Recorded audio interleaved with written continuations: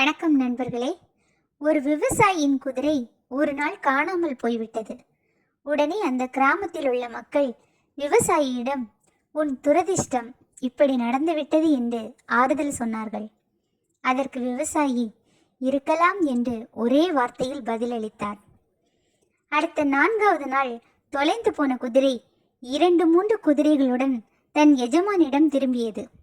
அப்போது அந்த கிராமத்தினர், ஆகா, உனக்கு நிறைய குதிரைகள் கிடைத்தது, உன் அதிர்ஷ்டம் என்று பாராட்டினார்கள்.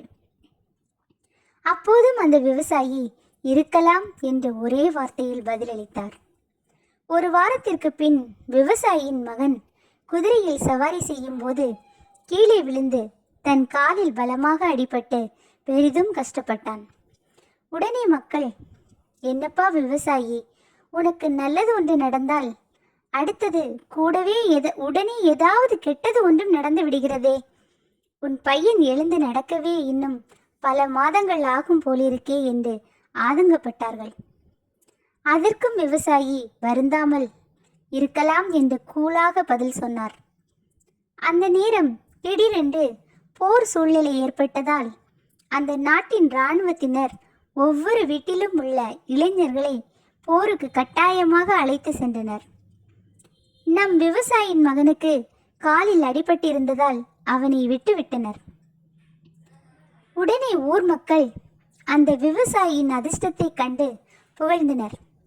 இப்போதும் அந்த விவசாயி இருக்கலாம் என்று சொல்லிவிட்டு தன் கடமையை செய்ய தொடங்கினார். விவசாயியின் இந்த மனநிலைதான் சமத்துவ புத்தி அல்லது சமாதி நிலை என்று பெயர். நல்லது கெட்டது இரண்டையும் சமநிலையில் பார்ப்பது.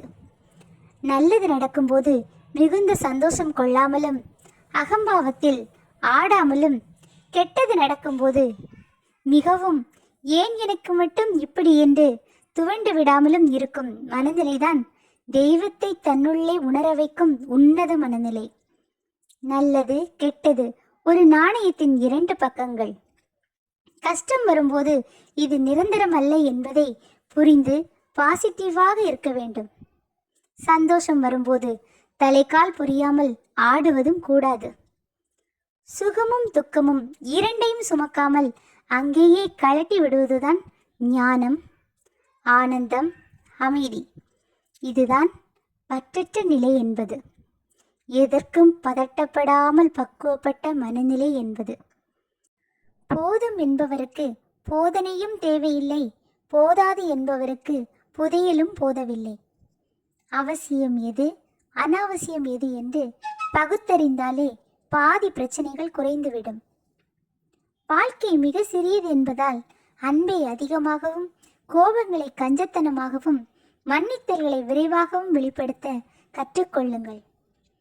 குறை ஒன்றும் இல்லை என்று ஏற்றுக்கொள்ளும் மனங்கொண்டவரே நிறைவான வாழ்க்கை வாழ்வர்.